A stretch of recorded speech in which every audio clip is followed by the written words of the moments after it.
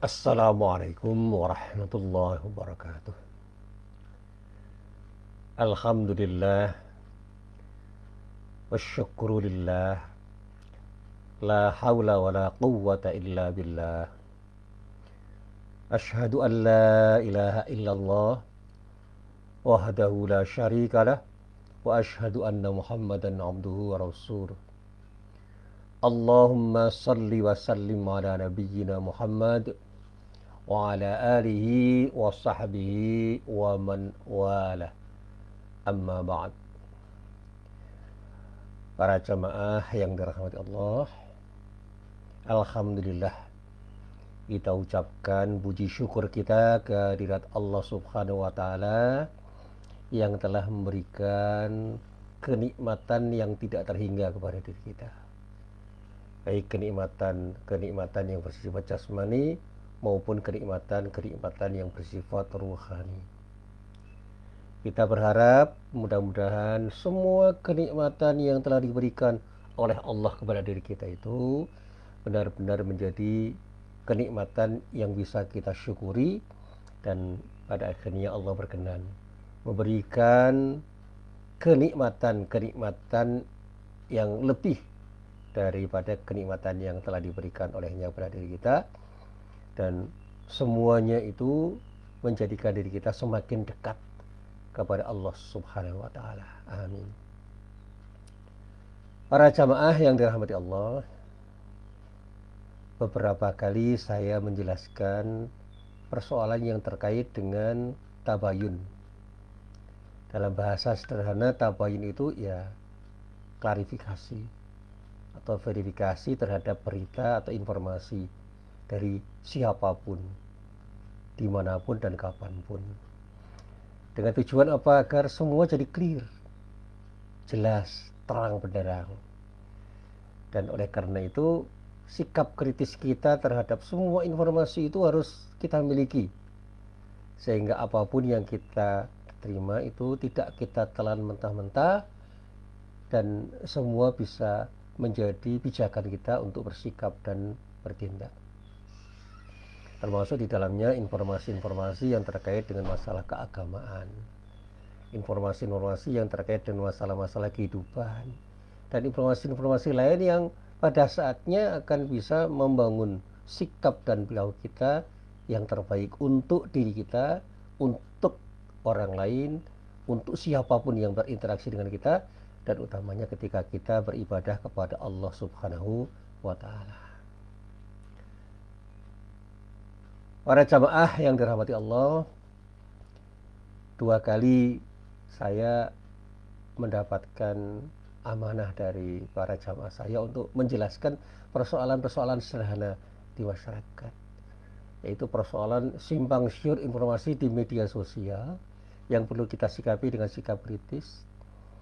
Yang kedua, persoalan yang terkait dengan kasus-kasus yang sekarang sedang jadi tren, yang sedang trendy, apapun kasus itu, termasuk kasus yang terakhir ini, yaitu kasus pandemi yang terkait dengan COVID-19. Nah, untuk menjawab hal-hal yang seperti ini, yang pertama, kalau tentang pandemi saya tidak banyak tahu. Saya hanya tahu informasi dari pihak-pihak yang selama ini bisa saya percaya. Apalagi tentang virus, ilmu saya tidak ada di situ. Bahkan teman-teman saya yang berprofesi sebagai dokter saja banyak yang mengelak untuk menjelaskan, karena ilmu tentang persoalan pandemi dan apalagi virus itu adalah ilmu-ilmu yang tidak mudah difahami oleh semua orang kecuali orang-orang yang menekuni. Nah, sehingga kita harus mendapatkan informasi yang lebih akurat, dan pada saatnya kita bisa bersikap. Demikian juga ketika saya ditanya tentang fatwa-fatwa mengenai apa yang seharusnya kita sikapi terkait dengan pandemi itu, saya katakan cermati, pahami, dan sikapi semua fatwa itu dengan empati. Jangan a priori. Sikap a priori itu akan melahirkan sesuatu yang kurang baik. Kalau dalam bahasa saya ketika saya mengajar filsafat, harus ada sikap kritis kita harus punya sikap yang terkait dengan apa yang kita terima itu dengan hati yang lapang dan pikiran yang jernih, sehingga sikap yang kita pilih itu menjadi sebuah sikap yang tepat untuk melakukan tindakan apapun untuk kepentingan diri kita, kepentingan orang lain, dan utamanya ketika kita harus beribadah kepada Allah Subhanahu wa Ta'ala. Para jamaah yang dirahmati Allah, ada satu ayat yang berkali-kali saya coba untuk saya cermati di dalam kitab-kitab tafsir dan penjelasan dari para ulama tentang makna ayat ini, yaitu ayat yang terdapat di dalam surah Al-Hujurat, tepatnya pada ayat 6. Di dalam ayat itu Allah berfirman, A'udzu billahi minasyaitonir rajim, ya ayyuhalladzina amanu in ja'akum fasiqun binaba'in fatabayyanu an tusibu qauman bijahalatin fatusbihu ala ma fa'altum nadimin.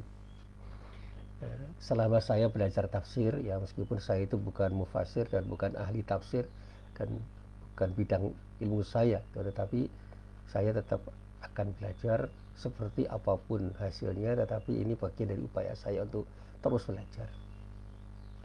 Ayat ini, kata para ulama tafsir, dimulai dengan nida. Nida itu panggilan atau seruan. Apa panggilan atau seruan yang dinyatakan oleh Allah dalam ayat ini? Allah menyatakan, ya ayyuhalladzina amanu. Artinya, wahai semua orang yang beriman, tanpa kecuali, dimanapun, kapanpun, tua muda, laki-laki, perempuan, dari suku apapun, dari bangsa manapun, dari komunitas yang beragam, yang terkait dengan keimanan ini dipanggil. Di orang yang beriman itu dipanggil oleh Allah dengan panggilan, wahai semua orang yang beriman, tanpa kecuali. Apa nida atau semuanya? In ja'akum fasiqun, jika datang kepadamu orang fasik. Jadi ini pengandian. Suatu saat jika ada orang fasik datang kepadamu, semuanya, pada orang-orang yang beriman.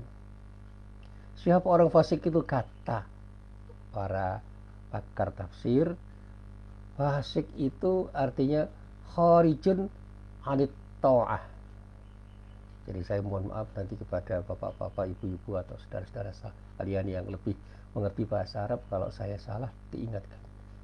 Orang yang keluar dari ketaatan. Sehingga orang fasik itu bukan harus orang yang tidak beragama Islam, tapi orang yang mengaku beragama Islam tetapi tidak taat, kurang taat, atau tidak punya konsistensi terhadap keberimanan mereka sebagai seorang muslim, sehingga dia menyalahi aturan. Pada saat itu dia telah melakukan kefasikan. Sehingga fiskun atau kefasikan itu disebut dengan khurujun anit ta'ah, keluarnya orang dari ketaatan. Sehingga ketika saya sebagai orang Islam itu melakukan tindakan menyalahi aturan Allah, dan pada saatnya saya itu kemudian menikmati apa yang saya lakukan itu karena apa yang saya lakukan itu adalah sesuatu yang merupakan kehendak hati saya untuk berbuat seperti itu. Nah, pada saat itulah kefasikan itu ada di dalam diri saya. Saya bukan orang yang disebut kafir karena saya masih percaya terhadap kebenaran yang datang dari Allah, tetapi saya tidak mau melakukan sesuatu yang benar yang berasal dari Allah. Artinya saya menjadi tidak pro syariah dalam kasus tertentu, dalam tindakan tertentu, yang pada saat itu saya bisa disebut menjadi orang yang fasik. Nah, kalau ada orang fasik yang dikatakan di dalam ayat ini membawa satu berita, nah, dikatakan in ja'akum fasikum binaba'in, ketika ada orang fasik yang menyampaikan berita. Naba itu dikatakan sebagai berita yang urgen, yang penting. Kabar ingkang wigatos niku basa Jawinipun. Jadi kabar-kabar widat ingkang wigatos yang penting, yang perlu dicermati, yang perlu difahami, yang mungkin akan bisa menjadi pijakan kita untuk bersikap di dalam kehidupan kita, itu disebut di dalam Quran dengan naba. Sehingga ada surat yang namanya surat An-Naba yang bercerita tentang berita penting yang harus kita ketahui. Sehingga ada kata-kata naba adim. Ada naba yang sudah dikatakan penting, adim lagi, sangat penting, artinya punya nilai kepentingan yang luar biasa. Naba il adim itu tentang kabar penting yang ingin diceritakan oleh Allah di dalam surat An-Naba.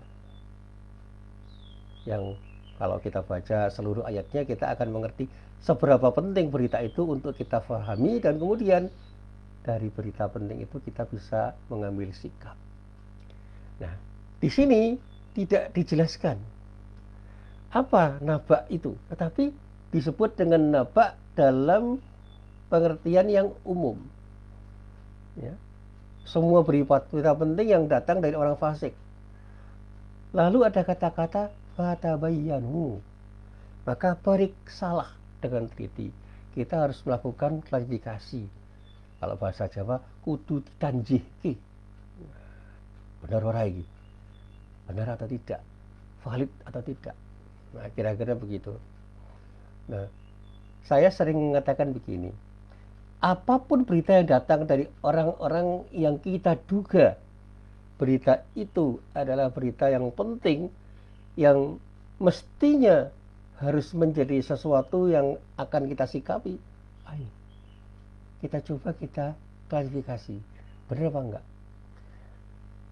Kenapa saya katakan begitu? Karena kita tidak benar-benar tahu yang memberikan informasi itu orang-orang yang betul-betul beriman, yang jujur dengan imannya, atau orang-orang yang mengatakan beriman tetapi tidak jujur dengan imannya. Saya masih ingat betul itu, sebuah hadis yang dinyatakan oleh Rasulullah ketika ditanya oleh sahabat tentang apa yang harus menjadi pilihan hidup ketika kita itu kan ingin selamat.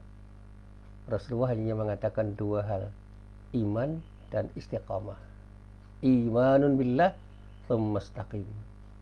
Jadi modal dasar orang dalam hidup itu adalah iman dan bersikap istiqomah, artinya punya komitmen yang kuat terhadap keimanannya, lalu jujur dengan keimanannya sehingga orang itu benar-benar menyatakan keberimanannya di dalam seluruh perilakunya. Nah, kalau orang-orang yang bersikap istiqomah dengan imannya, ketika menyampaikan berita, insya Allah akan lebih bisa dipercaya. Meskipun boleh jadi dia itu jujur, tetapi kejujurannya itu tidak 100% mengharuskan kita percaya terhadap apa dia katakan, ketika data yang dikatakan itu perlu juga kita verifikasi. Jadi kalau ada seorang yang terpercaya, dia itu jujur, tapi mendapatkan informasi yang salah, yang dia itu dikelabui oleh orang tentang sesuatu yang salah, sehingga bersikap dengan sikap yang salah dengan informasi yang diyakininya itu. Nah, ini ada cerita, ya, benar apa tidak wallahu a'lam.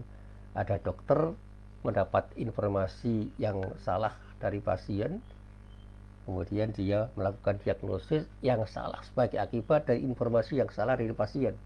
Dokternya salah nggak? Ya, dia itu jujur, tapi karena dia itu yakin bahwa apa yang dikatakan oleh pasiennya itu benar, dia lupa untuk melakukan klarifikasi. Artinya dia tidak melakukan check and recheck, tidak bertabayun, sehingga apa? Diagnosisnya salah. Nah, sekarang ada istilah diagnosis sampah. Jadi ada orang yang punya gejala penyakit X, tetapi tidak dikatakan berpenyakit X dari hasil diagnosis dokter itu, karena hasil wawancara, hasil perbincangan dengan pasiennya itu menghasilkan informasi yang salah karena pasiennya berbohong. Nah, kebohongan pasien itu mengakibatkan dokter yang jujur itu menjadi dokter yang bersikap salah terhadap informasi yang dikatakan oleh pasiennya itu, karena dia lupa untuk melakukan klarifikasi. Akibatnya bisa fatal. Ketika melakukan treatment terhadap pasien itu, jadi ketika melakukan tindakan medis bisa saja salah karena apa? Berangkat dari diagnosis yang salah, dan diagnosis yang salah itu terjadi sebagai akibat dari informasi yang salah dari pasien. Nah, sekarang ini yang namanya verifikasi data itu sangat penting, apalagi data yang datang dari sumber-sumber yang tingkat validitasnya itu masih perlu diragukan. Apalagi kalau dalam bahasa penelitian tidak hanya validitas yang perlu dipertanyakan, tapi juga reliabilitas. Reliabilitas data itu bisa nggak dipertanggungjawabkan. Maka ada alat uji validitas dan ada alat uji reliabilitas, baik dalam pengertian kualitatif maupun kuantitatif. Berkali-kali saya belajar metodologi penelitian, di situ saya memahami bahwa kita itu harus melakukan verifikasi data dengan sangat cermat, sehingga kita tidak tertipu oleh data dari manapun sumber data itu. Bahkan ada konsep check and recheck. Nah, teorinya macam-macam, termasuk yang selalu saya sampaikan antara lain konsep triangulasi. Kita melakukan check and recheck dengan melihat sumber-sumber yang lain. Kalau dalam dunia kedokteran ada second opinion yang perlu kita baca. Ada dokter-dokter lain yang juga perlu kita dengar pendapatnya. Ini cerita saja ini, dan ini faktual. Cerita faktualnya begini. Saya punya teman saya itu orang yang sangat jujur, dan selama ini saya belum pernah dibohongi oleh teman saya itu. Suatu saat dia datang dari sebuah kota besar, nggak usah saya sebutkan, bercerita bahwa anaknya itu di Tenggara mengalami gangguan pada otaknya. Hasil dari diagnosis 6 dokter di kota itu mengatakan bahwa anaknya itu di Tenggara terkena penyakit yang berat di otaknya, yang dalam bahasa medisnya itu disebut kanker otak. Nah, teman saya itu shock, istrinya juga shock. Anak itu baru berumur 8 tahun waktu itu, sudah lama ini ceritanya. Tetapi karena teman saya itu bekerja di sebuah perusahaan asing, dia berdialog dengan salah seorang dokter asing terhadap diagnosis yang disampaikan oleh 6 orang dokter di rumah sakit di kota di mana dia bekerja. Apa saran dokter itu? Ayo lakukan check and recheck dengan mengambil second opinion. Dari mana? Dari dokter di Singapura. Harus gitu? Iya, barangkali ada hasil diagnosis yang berbeda. Betul, berangkat ke Singapura, dan ternyata di sana diminta untuk berada di rumah sakit terkenal di Singapura selama 8 hari. Hasil diagnosisnya itu mengatakan bahwa anak itu tidak terkena kanker otak, tapi terkena penyakit yang diakibatkan oleh kelelahan otak, dan hanya diperlukan istirahat, bed rest namanya, tiduran di rumah sakit di sebuah bed atau di sebuah tempat tidur selama 8 hari. Dan setelah tiduran selama 8 hari dengan perawatan intensif, anak itu dinyatakan sembuh. Dan sampai saat ini anak itu sudah dewasa, bisa sekolah, dan tidak lagi mengalami sakit yang terkait dengan otaknya. Nah, saya bisa membayangkan andai kata pada waktu itu dia percaya terhadap diagnosis para dokter itu dan kemudian melakukan treatment operasi terhadap kanker otaknya, fatal kan? Dan ternyata dia mengatakan, 6 orang dokter ahli pun bisa salah, apalagi yang tidak ahli. Makanya ketika saya ditanya tentang persoalan COVID-19, persoalan pandemi, saya mengelak karena saya tidak ada ilmu di situ. Saya hanya mendapatkan data dari lembaga-lembaga yang selama ini dipercaya orang. Antara lain dari WHO, World Health Organization, dan juga dari pemerintah. Yang saya juga tidak tahu persis dan tidak bisa meyakini bahwa mereka jujur. Tidak bisa meyakini, tetapi untuk sementara saya harus lebih percaya. Gitu aja, karena saya tidak punya ilmu terhadap hal itu. Sampai-sampai ketika saya mendengar penjelasan Dr. Zakir Naik, seorang mubalik dan seorang dokter yang menurut saya sangat jujur dan tawadhu, dia cerdas, dia berwawasan luas dan jujur. Dia mengatakan bahwa dia pun tidak banyak tahu tentang COVID, tentang pandemi itu. Tetapi dia menceritakan bahwa yang namanya corona itu sudah ditemukan tahun 30-an. Dan kemudian corona yang sekarang itu adalah corona jenis baru, yang hasil penelitiannya belum sampai pada dirinya, sehingga dia belum bisa berkesimpulan karakter dari virus itu seperti apa. Nah, ketika dia dimintai fatwa, dia mengatakan dia bukan faqih. Dia itu hanya seorang mubalik, seorang ustadz yang sering bertabligh, sehingga ilmu agamanya tidak cukup untuk berfatwa. Tetapi dia mengatakan berhati-hati itu lebih baik. Makanya sambil menunggu hasil yang lebih valid, tidak ada jeleknya kita bersikap hati-hati untuk tidak bermain dengan sembrono terhadap virus yang disebut dengan corona, yang sebutan populernya adalah COVID-19, atau sebutan lain adalah COVID 2019. Ya, cara berhati-hatinya bagaimana? Ya, kita menghindar dari kemungkinan terkena virus itu. Dan cara yang terbaik seperti yang dilakukan Rasulullah dulu pada waktu itu, yang belum kena jangan menemui yang kena, yang sudah kena jangan menemui yang belum kena.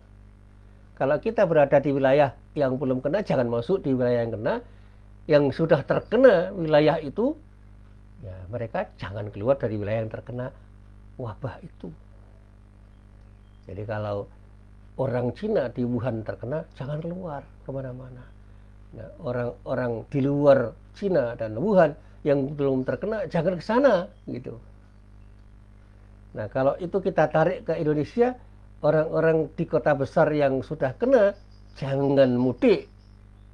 Tidak usah mempertentangkan apa mudik itu pengertiannya apa beda, apa sama dengan pulang kampung. Jangan mudik, dengan harapan tidak menularkan kepada orang-orang yang belum terkena di wilayah yang lain, karena potensi dia itu membawa virus itu sangat besar, meskipun dinyatakan tidak sakit. Karena sekarang ini ada istilah OTG, orang tanpa gejala. Dia belum menjadi orang yang dipantau dan belum menjadi pasien yang dipantau, apalagi positif. Tetapi untuk berhati-hati, ya sudah, gak usah mudik dulu. Kenapa? Yang tidak berada di wilayah yang terkena sekarang, dimanapun ya, jangan pergi ke sana. Itu dalam bahasa orang Jawa namanya ulo marani kebuk, kutuk marani sunduk. Ya itu tidak bagus. Jadi kalau saya orang Jogja dan dikatakan Jogja belum kena misalnya, ya jangan masuk ke wilayah yang sudah kena. Nah, kalau saya orang Jakarta yang dikatakan sebagai daerah atau wilayah merah, wilayah pandemik misalnya, gitu, ya kita sebagai orang Jakarta nggak usah ke Jogja, itu yang paling mudah. Dan itu pemahaman yang paling dangkal dari saya ketika saya mencermati penjelasan dari Dr. Zakir Naik itu, dan itu bagus. Itu yang namanya kehati-hatian. Ya, meskipun mudik itu bermaslahat, tetapi juga bermudarat tuh. Kalau ternyata nanti pada saatnya mudik itu mengeluarkan penyakit. Kalau dalam bahasa saya, ketika saya belajar kaidah fikih, ada kata-kata darul mafasid muqaddam ala jalbil masalih. Itu artinya kalau dalam bahasa sederhana, ya keinginan untuk meraih sesuatu yang baik itu jangan pernah diutamakan dibandingkan dengan keinginan untuk tidak terkena sesuatu yang bermudarat, yang buruk, yang tidak baik. Jadi kalau kita itu mau ke sana, risikonya itu buruk, tetapi juga ada kemungkinan mendapatkan kebaikan, ya sudah, kita pertimbangkan dulu untuk tidak ke sana supaya tidak mendapatkan keburukan dari kepergian kita. Meskipun ada kemungkinan kita mendapatkan manfaat. Nah, bahkan kalau ada dua kemanfaatan yang berhadapan-hadapan saja kita harus mengambil manfaat yang lebih besar. Dan kalau ada risiko yang berhadapan-hadapan pada satu saat di tempat-tempat, ya kita ambil risiko yang paling kecil. Risiko yang paling kecil itu tidak mudik. Manfaat yang lebih besar itu ya tidak mudik untuk sementara waktu sampai pada batas di mana kita bisa mudik dan dinyatakan aman.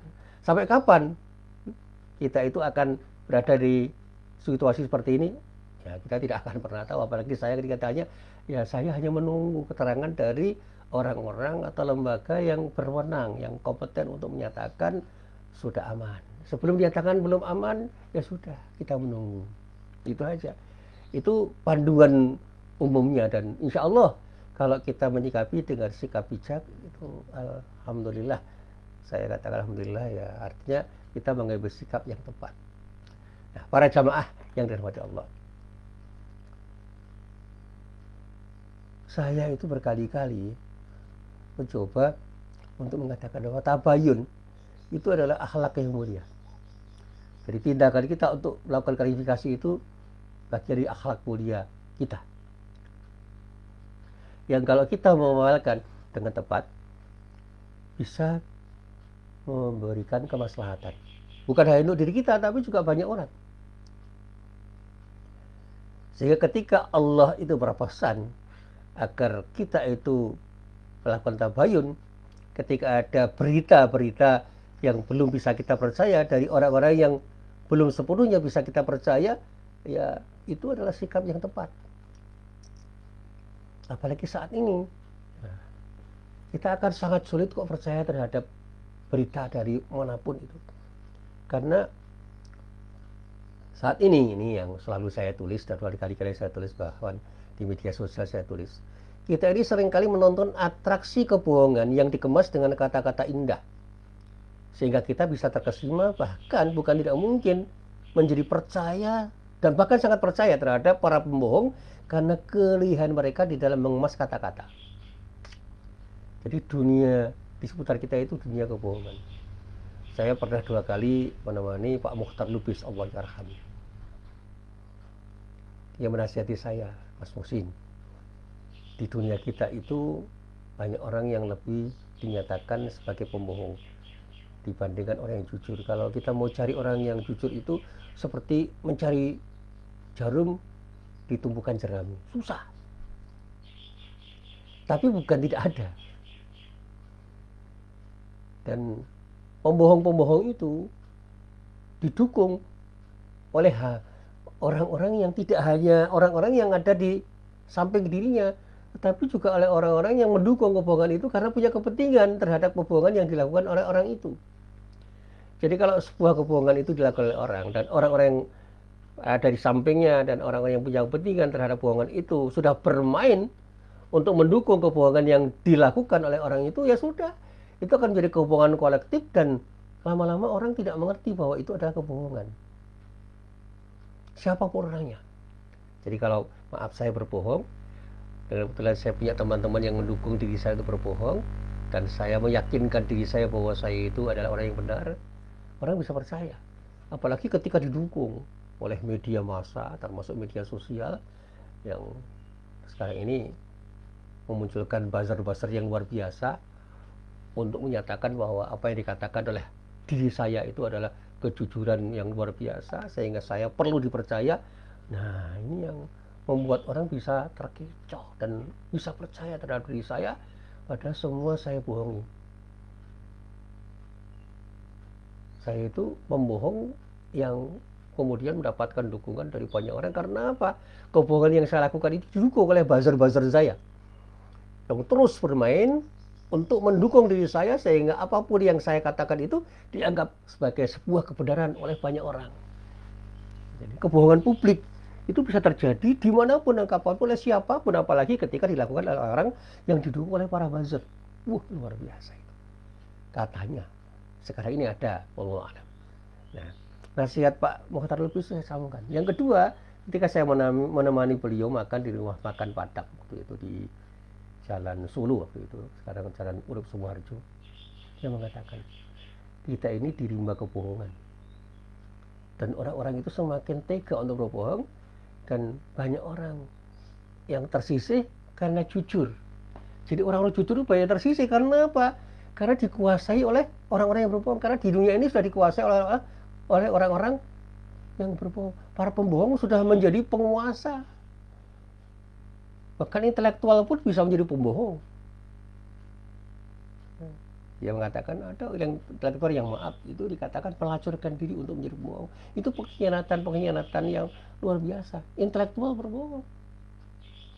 Kalau Imam Ghazali dulu pernah menyebut ulama su, itu bukan untuk memfitnah orang, tetapi di Tenggara ulama pun bisa terkena virus kebohongan itu yang jauh lebih berbahaya dari virus yang sekarang ini disebut COVID-19. Karena pada saatnya akan ada kebohongan kolektif yang terus terjadi sebagai akibat dari kebohongan yang dilakukan orang-orang yang dipercaya oleh banyak orang. Jadi muncullah intelektual pembohong dan ulama-ulama pembohong atas nama kebenaran yang seolah-olah disampaikan dengan kepentingan-kepentingan yang sebenarnya tidak seharusnya dibawa oleh mereka. Naudzubillah min dzalik. Tetapi kita jangan kemudian menuduh semua intelektual itu pembohong, semua orang itu bohong, itu naif. Insya Allah masih banyak intelektual yang jujur, masih banyak ulama yang jujur, dan kita ya harus husnudzon lah. Tapi sekali lagi, sikap kritis kita terhadap semua informasi itu harus ada di dalam diri kita, harus kita miliki. Saya banyak belajar filsafat dulu, tapi sekarang sudah banyak tidak saya baca. Tapi berkali-kali saya itu mencermati kajian filsafat, saya mulai banyak ngerti apa yang namanya pemikiran kritis itu memang harus dimiliki oleh setiap orang. Jadi kita harus jujur terhadap apa yang kita katakan, karena di dalam diri kita itu ada hati nurani. Dan seorang intelektual itu tidak hanya orang yang cerdas atau pintar, tapi orang yang punya kejujuran dan punya komitmen untuk mengatakan yang benar itu benar dan yang salah itu salah. Ini persoalan moralitas. Makanya di dalam ilmu hadis, seorang periwayat hadis itu tidak hanya dibutuhkan intelektualitasnya. Dia di samping harus dhabit juga harus adil. Dhabit itu terkait dengan persoalan intelektualitas, adil itu terkait dengan persoalan moralitas. Sedobit apapun, sepintar apapun seorang periwayat hadis itu, dia tidak akan bisa dipercaya ketika muru'ahnya hilang, ketika moralitasnya itu tidak bisa dipakai sebagai standar atau pijakan untuk dipercaya. Jadi kalau seorang periwayat hadis itu sudah pernah sekali saja berbohong, itu sudah sulit dipercaya orang. Apalagi kalau dia itu sudah terkenal sebagai pembohong, nah hadisnya sudah gugur itu. Jadi banyak hadis-hadis palsu, banyak hadis-hadis mungkar, ya, hadis maudhu, hadis mungkar yang beredar di masyarakat, bukan karena periwayatnya itu tidak pintar, tidak, karena moralitasnya itu sudah dianggap sudah tidak standar lagi, dia tidak adil. Jadi jangan 100% percaya pada orang-orang cerdas dan pintar. Kira-kira mereka itu secara moral layak enggak untuk dipercaya? Dan standarnya memang macam-macam ya. Tapi kalau kita itu bicara sekarang, bukan hanya persoalan itu, saya katakan mungkin secara pribadi dia itu punya akhlak yang luar biasa, punya akhlak mahmudah lah gitu, akhlak terpuji, intelektualitasnya juga tidak diragukan lagi. Tetapi dia mendapatkan data yang salah, atau kalau sekarang itu disebut data sampah, yang datang dari orang atau lembaga-lembaga yang membohongi dirinya karena datanya tidak valid dan tidak reliable, lalu data itu dijadikan sebagai pijakan untuk mengatakan sesuatu, ya, berpendapat. Bahkan sekarang ini kan orang bicara tentang jurnal. Kalau jurnal itu sudah masuk atau terindeks dengan kualifikasi tertentu di lembaga tertentu, itu sudah dianggap sebagai sesuatu yang valid dan reliable. Nah, itu sikap yang salah. Sudah terindeks oleh siapapun dan dimanapun, itu tidak bisa 100% bisa dipercaya, karena semua harus diverifikasi, harus diuji ulang. Bahkan hasil penelitian lapangan yang secermat apapun itu masih memungkinkan salah kok. Saya punya teman dari orang-orang eksakta yang sudah sedemikian rupa menjadi peneliti, dia mengatakan tidak ada hasil penelitian yang 100% benar Pak Musin. Karena kebenaran yang betul-betul benar itu hanya satu, dari Allah. Al-Haq, itu ya dari Al-Haq. Jadi kebenaran yang benar-benar benar itu hanya datang dari yang maha benar, yaitu Allah. Yang datang dari manusia itu mungkin salah, sekecil apapun ya kesalahannya itu. Maka jangan pernah kita itu merasa hebat hanya karena kita sudah berpendapat dengan ilmu kita yang kita anggap lebih hebat daripada orang lain. Apalagi kalau kita sudah berpendapat secara kolektif. Ijtihad jama'il ini pasti benar loh ini. Yang fardi harus lebih dikatakan salah. Pokoknya yang fardi harus salah, yang jama'i harus benar. Itu kesombongan. Nggak boleh. Sikap kita sebagai intelektual nggak boleh begitu. Seberapapun banyak orang berpendapat, bisa dikoreksi oleh seseorang yang ketika diverifikasi ternyata pendapat seorang itu jauh lebih bisa dipercaya ketimbang atau daripada pendapat orang banyak. Itu aja. Ya saya masih ingat betul ya bagaimana mihnah itu terjadi pada ya, abad pertengahan. Ya, Imam Syafi'i orang hebat itu pernah kena. Imam Abu Hanifah pernah kena. Imam An-Nawawi pernah kena. Imam Malik pernah kena. Dan banyak ulama besar itu pernah kena mihnah. Ada akuisisi. Dituduh berdusta atau dikatakan tidak benar hanya karena pendapatnya bertentangan dengan pendapat-pendapat resmi pemerintah atau pendapat banyak orang yang sudah berijma untuk mengatakan yang benar itu hanya X, yang di luar itu harus dikatakan tidak benar. Saya pernah belajar teologi Islam. Ketika teologi Jabariyah itu berkuasa, yang Qadariyah tersisih. Ketika teologi Qadariyah berkuasa, yang Jabariyah tersisih. Demikian juga dulu ketika berkembang teologi Mu'tazilah dan Asy'ariyah, begitu teologi Mu'tazilah berkuasa dan masuk istana, yang Asy'ariyah tersisih. Sebaliknya ketika teologi Asy'ariyah berkuasa dan menguasai pemerintahan dan pemerintah berpihak pada teologi Asy'ariyah, yang Mu'tazilah tersisih dan proses akuisisinya atau mihnahnya wah, luar biasa. Yang Mu'tazilah bahkan bisa dibunuh. Sebaliknya ketika teologi Mu'tazilah berkuasa, yang berteologi Asy'ariyah bisa dikafir-kafirkan dan bisa dibunuh. Termasuk ya, ironi dari peristiwa para sufi itu. Saya bisa belajar dari kasusnya Al-Khalaj dengan hululnya itu.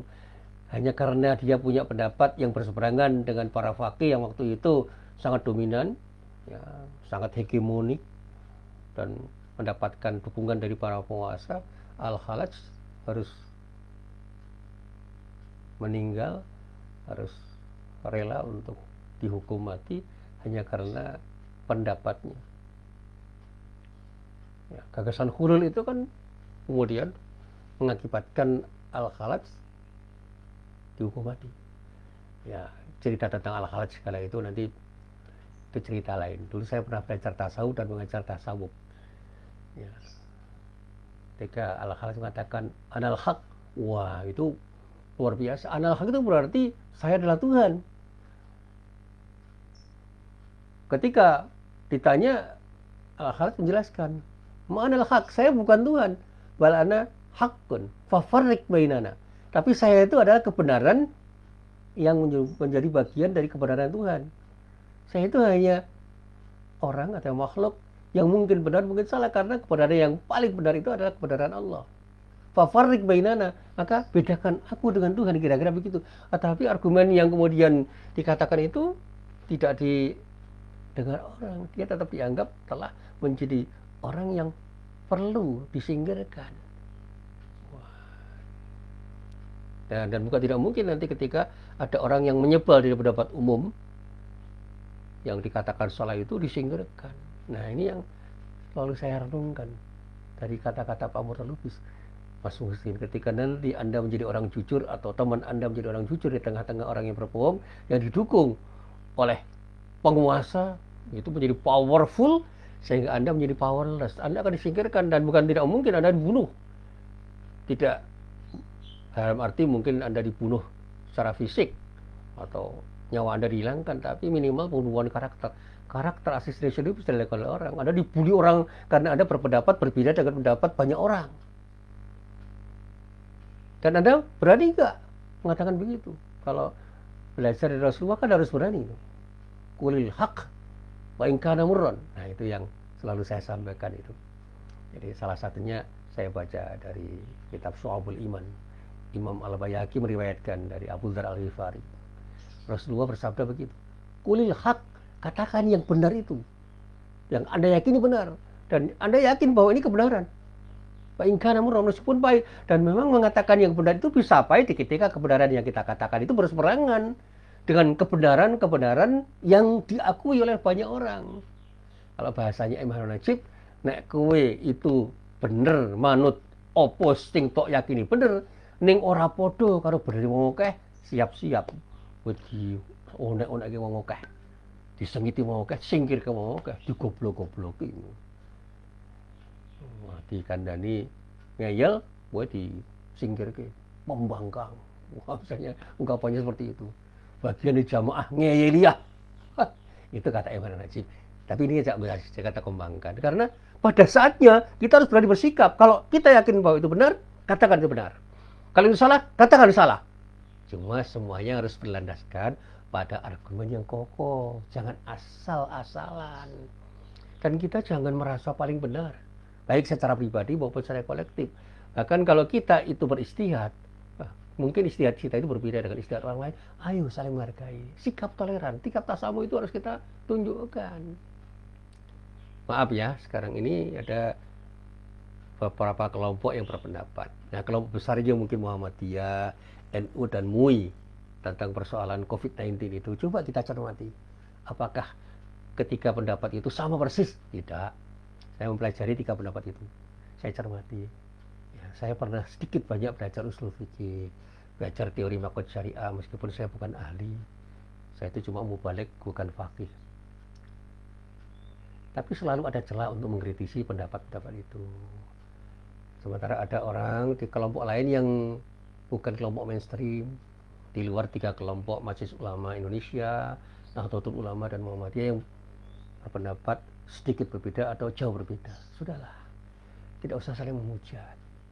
Biarlah mereka berpendapat dengan argumen-argumen yang mereka sampaikan. Yang pada saatnya kita bisa saling menghargai. Jangan hanya karena kasus COVID-19, ukhuwah Islamnya kita tercerai-berai, terpotong, terpuruk. Sekali lagi, wah itu naif. Kita itu sedang benar-benar tidak tahu kok. Pandemi yang sedang terjadi itu seperti apa, seperti yang dikatakan oleh Zakir Naik. Kita ini masih blank sebenarnya. Sebenarnya ini ada apa? Karena COVID-19 itu hasil penelitiannya menurut Zakir Naik itu belum tuntas. Meskipun sudah ada statement dari WHO bahwa ini adalah pandemi, ya sudah. Jangan pernah kita saling mengata-ngatai sesuatu terhadap orang lain dengan kata-kata yang tidak sepantasnya kita katakan. Kul khairan aw liyasmut. Ini bahasanya Rasulullah. Katakan yang baik-baik sajalah dengan cara yang baik. Kalau tidak bisa mengatakan yang baik atau dengan cara yang baik, lebih baik diam. Dan itu yang saya pilih. Saya lebih baik diam saja karena di samping saya itu orang awam. Saya itu hanya mubalik kampung yang tidak terkenal, apalagi punya kapasitas sebagai orang yang bisa berpendapat. Ya, saya sementara banyak mendengar kata orang. Dan saya selalu bersikap hati-hati. Saya diam. Saya ditanya oleh banyak orang yang ketika saya jawab itu berpotensi untuk melahirkan fitnah, ya lebih baik saya diam. Kalau omongan saya itu kira-kira tidak bermanfaat atau bahkan bermudarat, saya lebih baik diam. Dan sampai saat ini saya banyak diam karena memang saya tidak banyak tahu tentang sesuatu yang ditanyakan orang itu untuk menjawabnya dengan baik dan benar. Apalagi saya tidak punya ilmu tentang itu, saya lebih baik diam. Saya itu orang yang sedang belajar usul fikih, sedang belajar tafsir, sedang belajar hadis.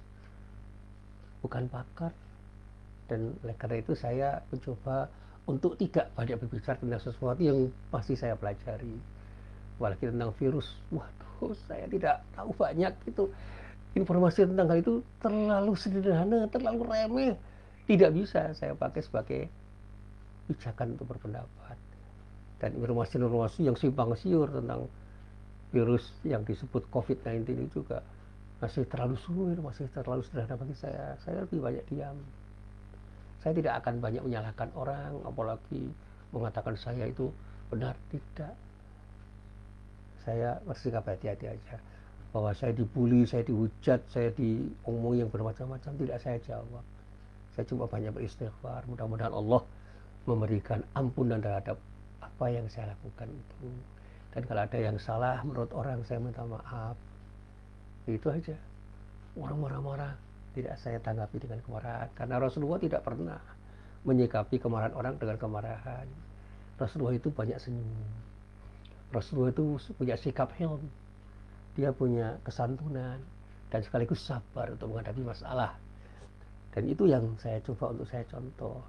Saya banyak belajar akhlak dan ilmu akhlak. Saya banyak menulis tentang persoalan ini dan saya banyak memberikan pengajian tentang masalah ini. Bukan berarti saya sudah berakhlakul karimah. Saya itu orang yang berakhlak puji, belum. Saya perlu belajar untuk menjadi orang baik dan belum baik sampai sekarang.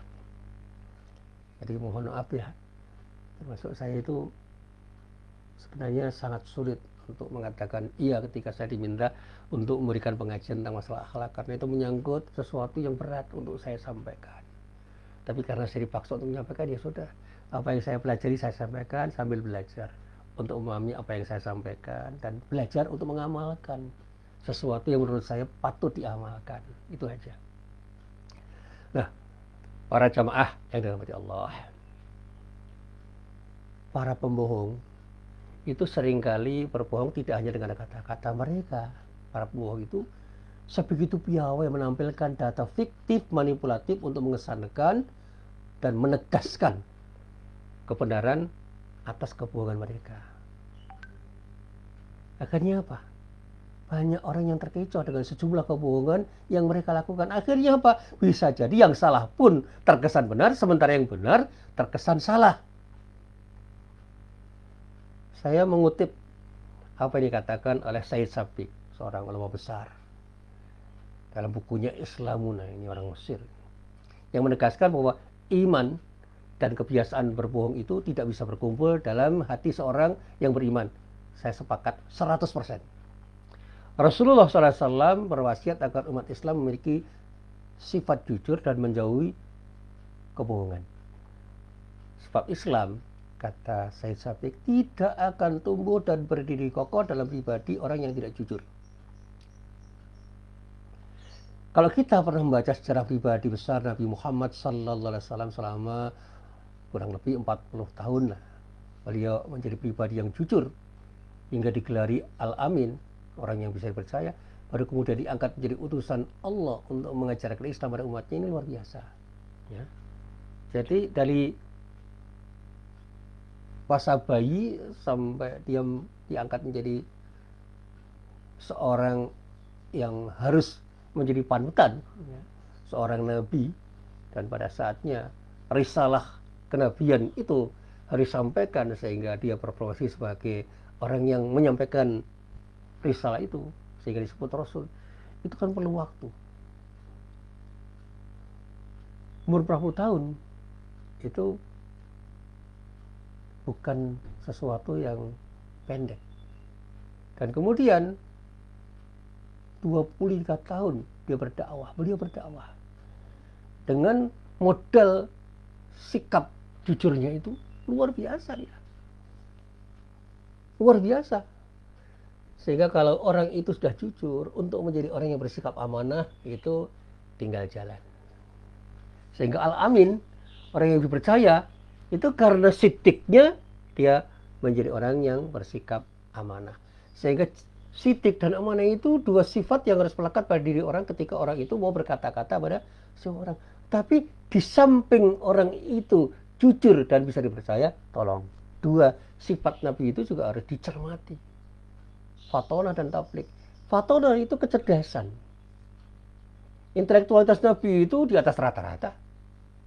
Kemampuan intelektual Nabi itu di atas rata-rata. Dia tidak sekolah secara formal, tapi dia betul-betul orang yang cerdas. Dan kemampuan dia untuk menyampaikan apa yang dia sampaikan kepada orang lain itu luar biasa. Makanya ada sifat tabligh. Sebagai mubaligh, luar biasa dia. Kemampuannya untuk berkomunikasi itu luar biasa, sehingga komunikasinya sangat efektif. Dan itulah yang menjadikan Nabi Muhammad SAW itu menjadi orang yang dianggap luar biasa oleh banyak orang, termasuk orang-orang non-muslim, yang menempatkan beliau itu pada posisi yang penting pada perubahan sosial yang terjadi di dunia ini. Sebagai seorang leader, dia menjadi top leader. Dan itu pengakuan orang non-muslim.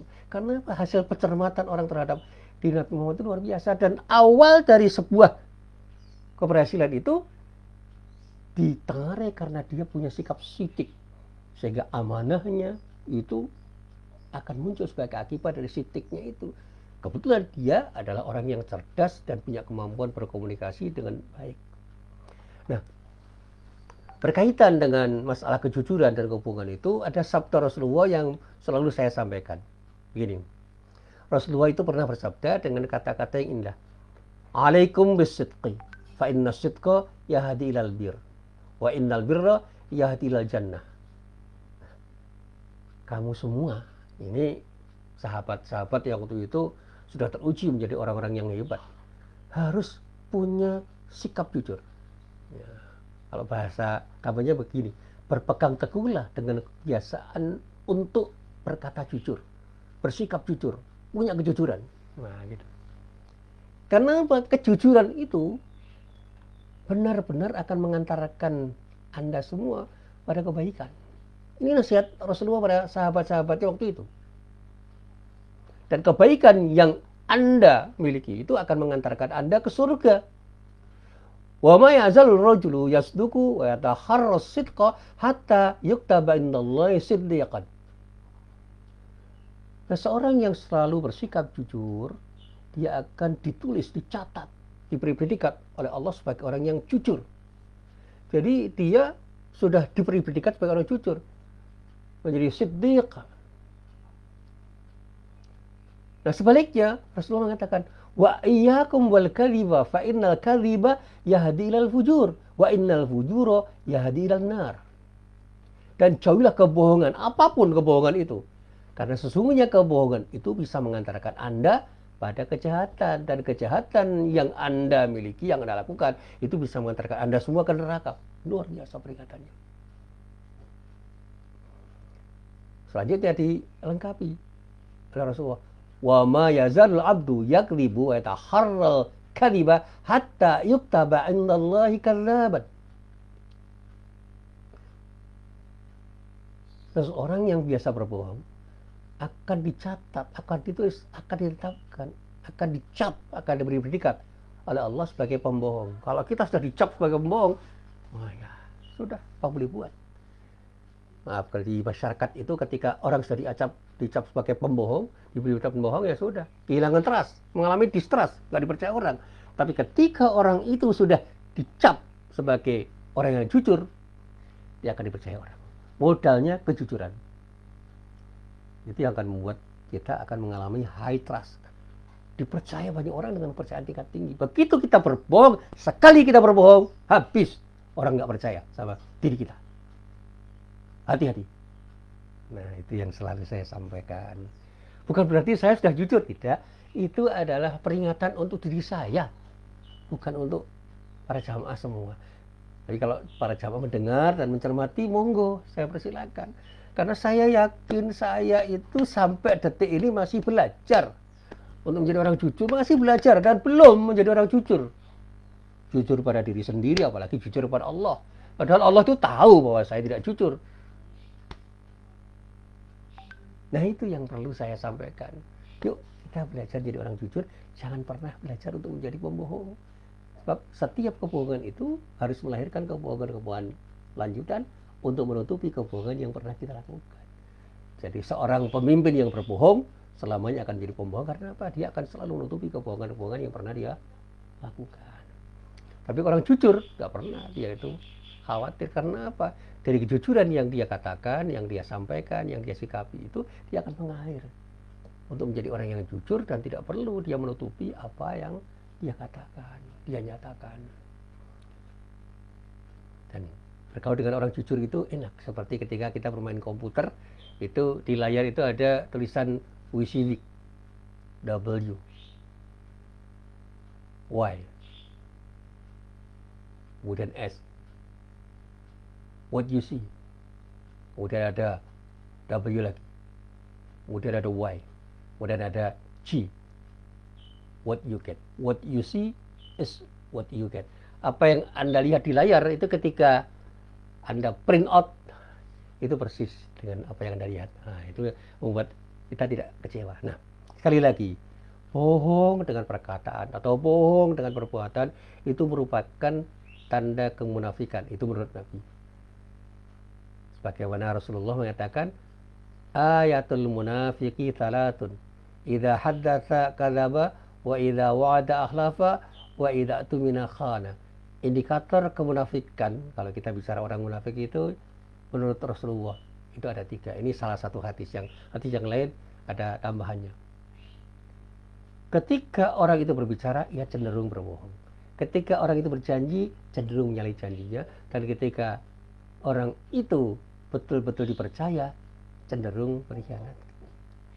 Ketika kita berbicara kok cenderung berbohong, ketika kita itu berjanji kok cenderung ingin menyalahi, kalau dipercaya kok cenderung berkhianat, itu artinya ada indikator kemunafikan pada diri kita. Nauzubillah min dzalik. Ya. Para jamaah nanti bisa melacak hadis ini. Hadis yang ada di dalam kitab Sahih Bukhari Muslim, yang pertama tadi dari riwayat Ibnu Mas'ud radhiyallahu anhu, yang kedua juga hadis yang saya kutip dari Sahih Bukhari dan Sahih Muslim berasal dari Abu Hurairah radhiyallahu anhu. Nah, saya harus menyampaikan di dalam kesempatan ini dengan penyampaian yang apa adanya. Islam itu memandang kebohongan adalah induk dari berbagai macam dosa dan kerusakan. Tidak hanya pada pribadi, tapi pada masyarakat. Krisis multidimensi yang melanda negara kita, saya katakan dengan tegas dan yakin ini. Saya sudah hakul yakin, bukan hanya ainul yakin, dan bukan hanya ilmu yakin. Krisis multidimensi yang melanda negara kita itu bermuara pada krisis akhlak. Salah satu bentuk krisis akhlak yang berdampak luas itu adalah krisis kejujuran. Krisis kejujuran. Sekali lagi. Krisis kejujuran itu menyuburkan praktek korupsi yang sekarang ini menggerogoti sendi-sendi kebangsaan orang-orang di negeri kita. Banyak merusak sesuatu yang terkait dengan sesuatu yang seharusnya kita pelihara. Karena kepandaian membohongi dan membuat lingkaran kebohongan, maka sebagian besar perbuatan korupsi, kolusi, suap, dan pungli sulit dibuktikan. Karena apa?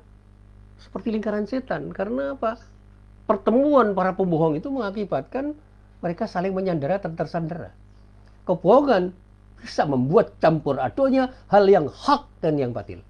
Sesuatu yang batil bisa seolah-olah tampak sebagai sebuah kebenaran karena kepandaian orang membuat rekayasa dan menyamar dengan kamuflase yang bermacam-macam. Yang buruk terkesan baik, tapi yang baik terkesan buruk. Karena apa? Yang buruk bisa bermain peran dengan baik, yang baik sikap lugu, sehingga banyak dicitrakan sebagai orang tidak baik oleh banyak orang. Ada pemimpin yang dikesankan baik padahal tidak baik, ada pemimpin yang baik tapi tidak dikesankan baik, jadi dianggap tidak baik. Nauzubillah min dzalik. Nah, bahkan saya mengatakan, upaya pemberantasan korupsi, kolusi, suap, dan pungli misalnya tidak akan membawa hasil yang berarti tanpa diikuti kejujuran dalam penegakan hukum. Andaikan saya akan mengatakan begini, bahkan kalau saya tegas, saya harus mengatakan sejujur-jujurnya. Jika mau membersihkan moral birokrasi kita, maka yang pertama harus dilakukan ialah membangun budaya jujur. Dalam bentuk apapun. Hingga setiap orang merasa malu untuk melakukan kebohongan dalam bentuk apapun. Ayo kita tegakkan kejujuran dan berhenti untuk berbohong. Dan kejujuran sekali lagi tidak cukup dengan slogan. Slogannya, ayo jujur, jangan berbohong. Mudah itu dikatakan. katakan tidak pada korupsi. Ternyata korupsi juga. Kejujuran itu tidak cukup sekadar jadi slogan, tetapi harus menjadi karakter dan kultur atau budaya masyarakat. Bahkan sistem pemerintahan yang bersih dan transparan hanya akan terwujud kalau pemimpin dan segenap elemen bangsa bersikap konsisten dengan prinsip kejujuran ini. Katakan yang benar adalah benar, dan katakan yang salah adalah salah. Itu yang terpenting. Tetapi sekali lagi, para jamaah yang berbahagia, pertempuran antara yang hak dan yang batil memang tidak akan pernah berhenti sepanjang mentari masih menyinari bumi ini. Kalau kebenaran memiliki pembela dan mendukung, kebatilan pun memiliki pendukung yang mungkin lebih kuat, memiliki pembela-pembela yang lebih kuat. Basar-basarnya luar biasa loh, yang mendukung orang-orang yang tidak jujur, orang-orang yang bohong itu. Sementara orang-orang yang jujur tidak banyak didukung oleh buzzernya karena nggak punya duit misalnya.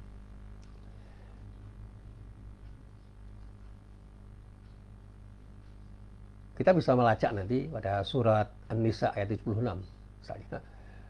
Nanti dibacalah. Bahkan bisa jadi pendukung kebatilan itu bisa lebih agresif, lebih proaktif dalam menyuarakan dan menampilkan kebatilan dengan kemasan yang indah sehingga orang terkecoh. Mereka rela melakukan berbagai manuver dan aksi serta mengeluarkan dana besar untuk menghalangi manusia dari sana Allah. Sebagaimana firman Allah yang nanti bisa kita lacak pada surat Al-Anfal ayat 36. Di dalam ayat itu Allah menyatakan, A'udzubillahi minasyaitonirrajim.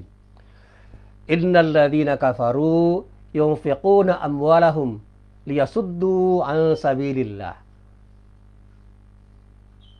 Fasa yunfiqunaha thumma takunu alaihim hasratan thumma yughlabun walladzina kafaru ila jahannama yuhsyarun. Sesungguhnya orang-orang kafir itu menafkahkan harta mereka untuk apa? Untuk menghalangi orang-orang dari jalan Allah. Mereka akan menafkahkan harta itu kemudian menjadi sesalan bagi mereka dan mereka akan dikalahkan dan ke dalam neraka jahanam lah orang-orang kafir itu akan dikumpulkan oleh Allah. Jadi kalau sekarang ini banyak orang yang menghalangi orang-orang yang mau berjalan di jalan Allah, itu sudah ditengarai oleh Allah seperti itu karakternya.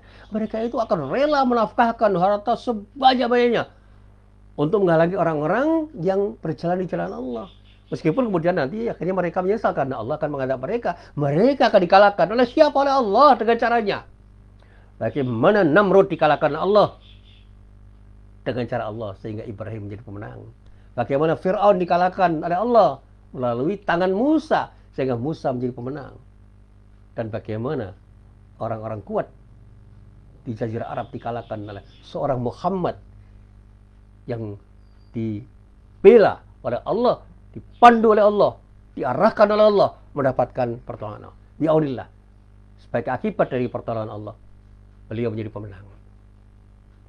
Dan kalau kita itu belajar dari sirah para rasul, mereka menjadi pemenang karena pertolongan Allah. Dan bahkan kita harus yakin dengan pertolongan Allah, insya Allah kita akan jadi pemenang.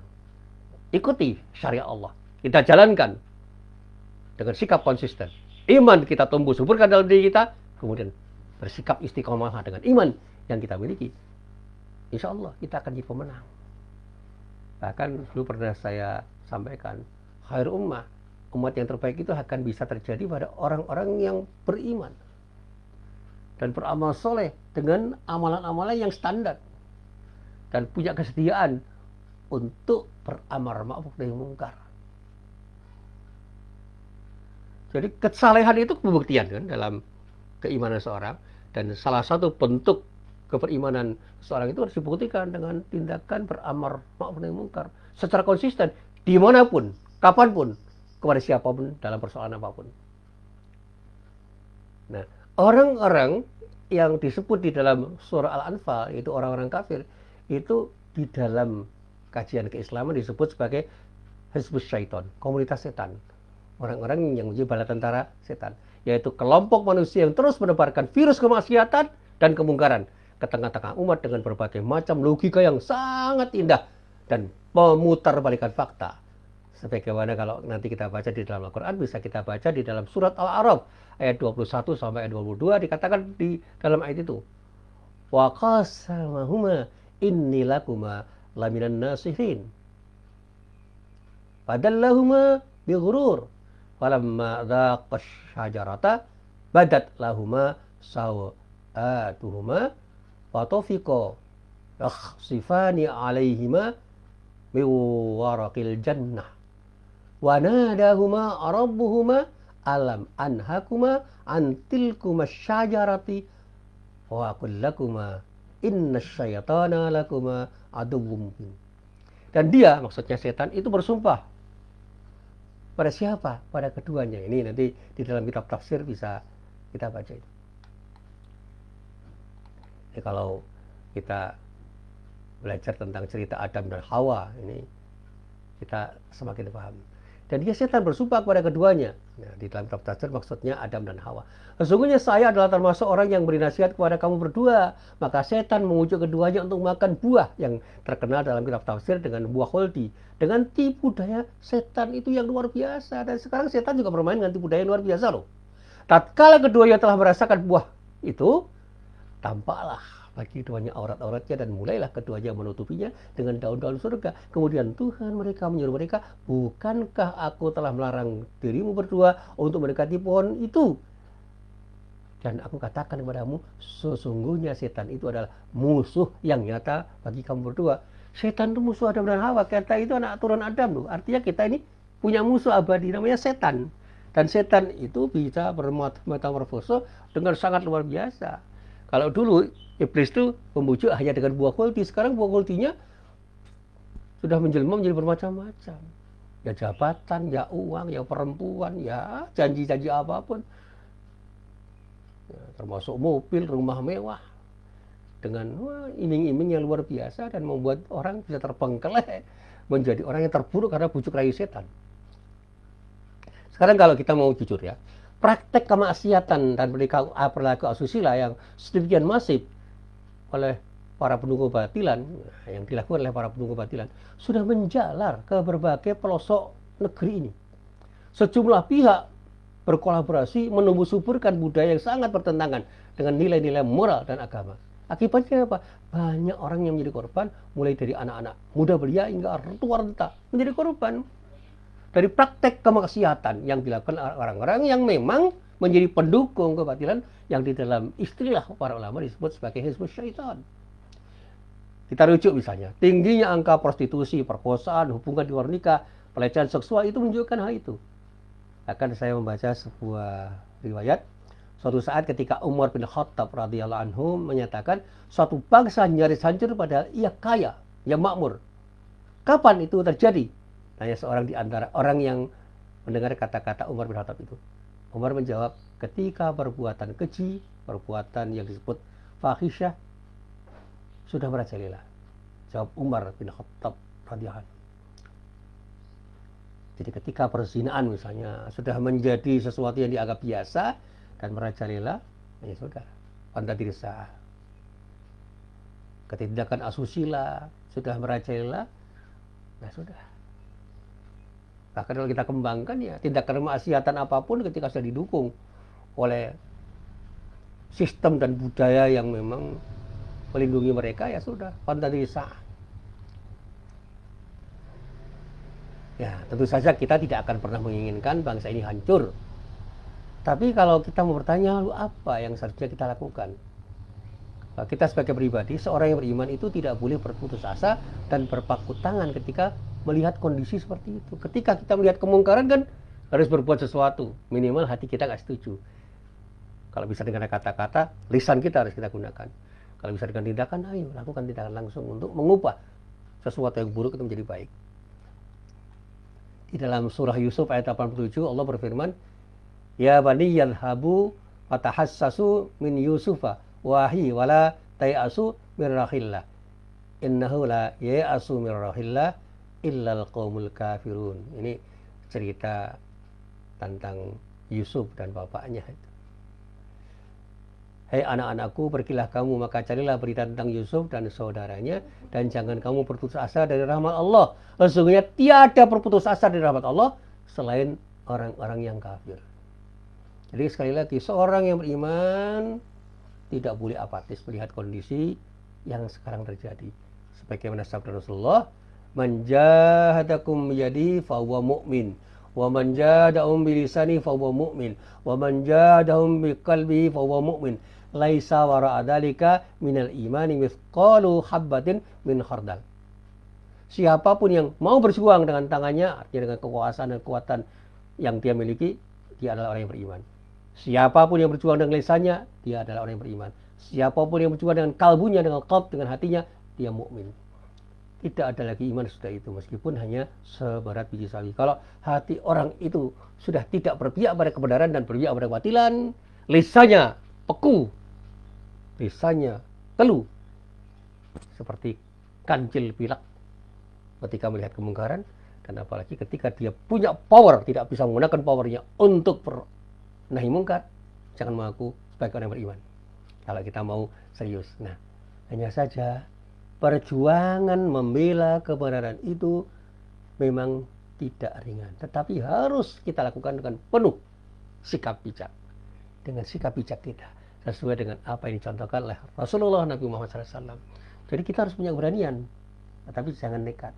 Syaja'ah, keberanian itu tidak harus dilakukan dengan nekat, tetapi penuh dengan sikap bijak. Ada hikmah dalam bahasa dakwah. Harus dilakukan dengan cara yang proporsional, cara yang tepat. Sehingga para jamaah yang berbahagia, di ketika akrobat kebohongan yang selalu saya tulis di tulisan saya, yang telah menjadi komoditas bangsa ini, saatnya kita harus berhati-hati untuk melakukan tabayun, klarifikasi atas semua informasi yang kita terima, sehingga kita tidak terjebak pada pembenaran atas sesuatu yang salah, atau sebaliknya menyalahkan sesuatu yang benar. Dan pada saatnya kalau kita itu tidak hati-hati, kita bisa terjebak pada fitnah. Na'udzubillah min dzalik. Nah, inilah apa yang bisa saya sampaikan pada kesempatan pagi hari ini. Saya mohon maaf andai kata apa yang saya sampaikan itu salah, kurang tepat, kurang sopan, kurang pada tempatnya. Saya tidak pernah punya kesajaan untuk melakukan sesuatu yang tidak baik. Saya mohon maaf. Astagfirullahaladzim. Tetapi andai kata ini benar, tolong dengarkan apa yang benar, meskipun datang dari mulut orang yang tidak punya makna apapun pada diri Anda. Saya sadar saya ini bukan siapa-siapa. Saya ini hanya seorang mubalik kampung yang mungkin kata-kata saya tidak dengar orang. Saya bukan faqih, apalagi faqih. Untuk menjadi mubalik saja masih perlu belajar. Saya bukan orang yang tahu banyak tentang persoalan yang sekarang itu sedang terjadi, yang disebut dengan pandemi COVID-19. Oleh karena itu, kalau saya tidak berbicara tentang masalah itu, tolong dimaafkan, karena saya tidak punya ilmu tentang itu. Tapi saya sebagai orang yang beriman, saya punya tanggung jawab untuk beramar ma'ruf nahi munkar dengan apa yang saya miliki, dan mudah-mudahan niat baik saya itu mendapatkan ridho dari Allah Subhanahu wa Ta'ala. Wassalamualaikum warahmatullahi wabarakatuh.